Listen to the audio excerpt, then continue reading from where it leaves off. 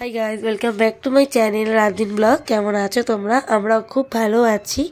তো চলো, অনেক দিন বাদে আবার নিয়ে চলে এসেছি কাশ্মীরের আরেকটা ব্লগ। তো আজকে যাচ্ছি গুলমার্গে। আমার গলার অবস্থাটা একটুখানি খারাপ আছে, তো তোমরা প্লিজ কিছু মাইন্ড করো না, একটুখানি বুঝে নিও, কেন প্রচণ্ড গলার অবস্থা খারাপ আমার। তো চলো দেখতে থাকো। তো আগে আমরা গুলমার্গে যাচ্ছি। গুলমার্গের ওখান থেকে আমরা নেমে আবার গাড়ি নিয়েছি। তো ওইটা দেখাইনি আমি, কারণ ওইটা দেখালে অনেকটা লং প্রসেস হয়ে যেত। কারণ আমাদের ওখান থেকে ড্রেস পরিয়েছে, অনেক অনেক গাড়ি চেঞ্জ করেছি, অনেক লং প্রসেস ছিল। তো ওইটা আর দেখাইনি, একেবারে ডিরেক্ট আমি গুলমার্গে যাওয়াটাই দেখাচ্ছি। তো ওখানে যাওয়াটা ঘোরাতেও হয়, কিন্তু আমরা ঘোড়া করে যাইনি। তো আমরা ঘোড়া করে যাইনি, আমরা গাড়ি করেছিলাম। কিন্তু ঘোড়া করে গেলে অনেকের ভয় লাগতে পারে, আমার নিজেরও ভয় লাগতে পারে, তাই জন্য আমি আর যাইনি। আর জিনিসগুলো খুব খারাপও লাগে আমার কাছে। যাই হোক, সেইগুলো আলাদা বিষয়। তো দেখো, এখানে এখানে এত সুন্দর পরিবেশ ছিল। ঠান্ডা তো ছিলই, ওটা আর বারবার একই জিনিস প্রত্যেকটা ভিডিওতে রিপিট করার কোনো দরকারই নেই। কারণ ডিসেম্বর মাসে গেছি, ঠান্ডাটা হবে সেটা স্বাভাবিক। আজকে 1 ডিসেম্বরে আমরা গুলমার্গ যাচ্ছি, ঠান্ডা হবে, এটা অস্বাভাবিক কিছুই না। তো চলো দেখতে থাকো তোমরা। আমরা একটা স্পটে যাচ্ছি এখন, ওখানে একটা মন্দির আছে, কিন্তু আমরা মন্দির অবধি উঠতে পারিনি, কারণ এত বরফ আর পা পিছল হয়ে যাচ্ছিল যে রিস্ক নিইনি। আর অনেকটা উঁচুতে তো তো আর গাড়ির ড্রাইভারও দাদাও দাঁড়িয়েছিল, দরকার কি, দূর থেকে দেখে ফটো তুলে আমরা চলে আসছি। তো চলো, সেখানেই তোমাদেরকে নিয়ে যাচ্ছি, দেখতে থাকো তোমরা।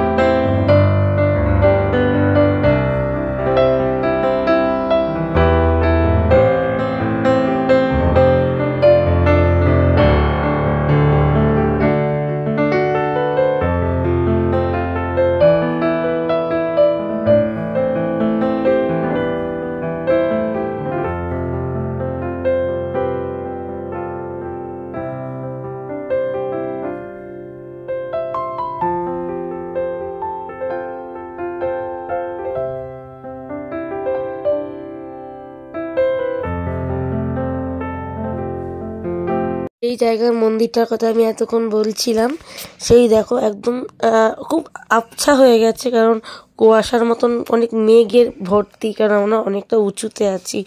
ওই যে মন্দিরটা একদম টপে আমার ডান দিকে ছিল, ওখানটাতে। আর এইটা হচ্ছে আরেকটা ভিউ পয়েন্ট। আসলে প্রত্যেকটা অনেকগুলো ভিউ পয়েন্ট ছিল, প্রত্যেকটা আমরা নামিনি, হয়তো কয়েকটা নেমেছি, ভিডিও তুলেছি, বা সবকটা ভিউ পয়েন্টের না সত্যি সত্যি নামটা আমার এখন মনে নেই। কিন্তু কিছু কিছু ভিউ পয়েন্টের নাম আমার মনে আছে, আবার সেগুলো কোন ভিউ পয়েন্টের আমি এগুলো গন্ডগোল হয়ে যাবে বলে আমি অত নামের দিকে গেলাম না।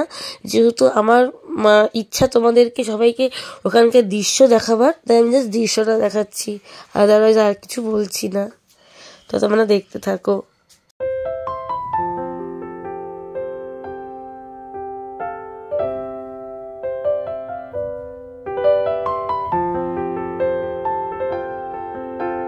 এলো দেখতে দেখতে আমরা আমাদের লক্ষ্যে পৌঁছে গেছি, যেখানে আসার জন্য এতক্ষণ ধরে আমরা লাফালাফি দাপড়াদাপড়ি করছিলাম যে বরফে আসার জন্য।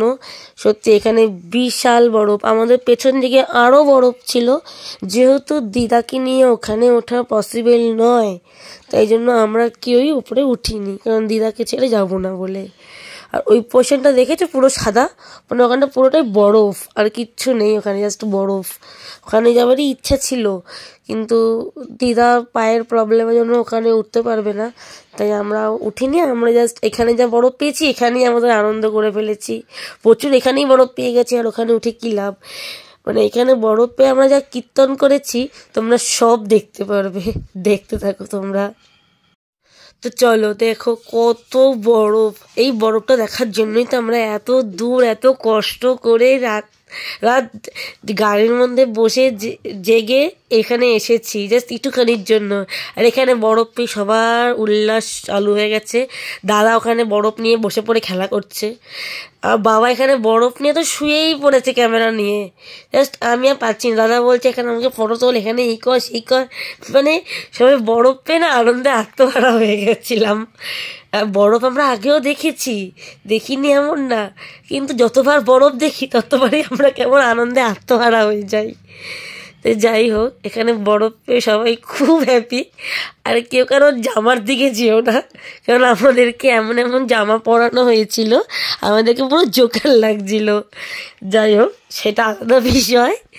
দেখো আমাকে কি পরিয়েছে, আমার দিদাকে দেখো কি পরিয়েছে, আর আমার দাদা এখানে ফটো তোলার জন্য এক দেখে একটা পোজ দিয়ে যাচ্ছে। যা তা করেছি আমরা বরফে। তো দেখতে থাকো তোমরা।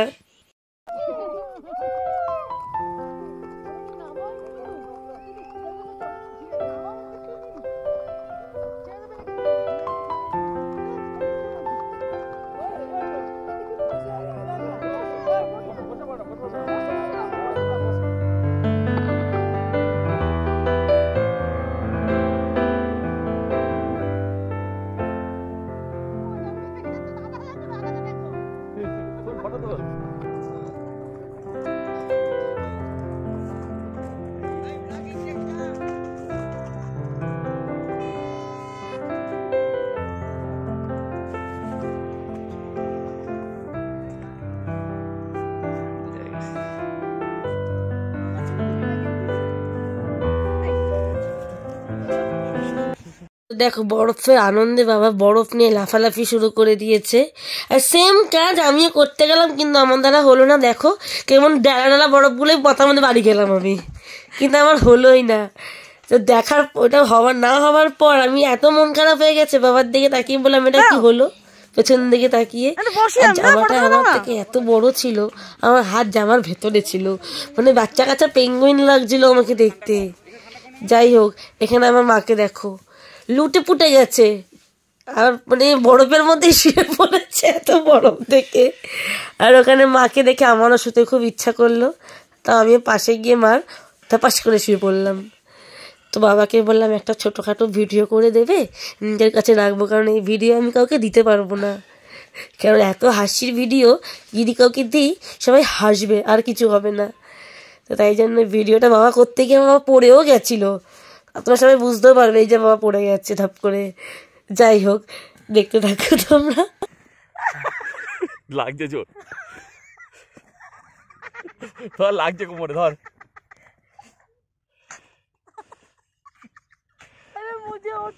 ধরা মাথা ঝাঁকি লাগছে বিশাল। ভিডিও উঠছে কিন্তু। আমাকে তোলো, তোলো। আস্তে আস্তে কুয়াশা বাড়ছে।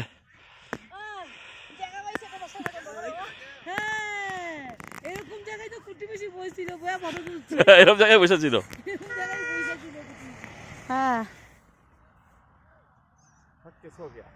তো চলো আমরা এখন ফিরছি, ফেরার পথে আমরা এই দেখো এখানে ভিডিও করার একটাই কারণ, এই পাতার যে বরফটা, এই জিনিসটা খুব সুন্দর, গাছের পাতার মধ্যে বরফ পড়ে আছে।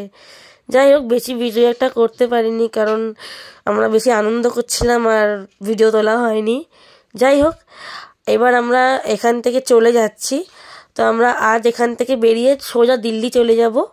তো চলো দেখতে থাকো তোমরা, কেমন লাগলো কমেন্ট করে জানিও, আর ভিডিওটা পারলে শেয়ার করে দিও, একটা সাবস্ক্রাইব করে দিও, যাতে আরও ভিডিও তোমরা দেখতে পারো আমাদের।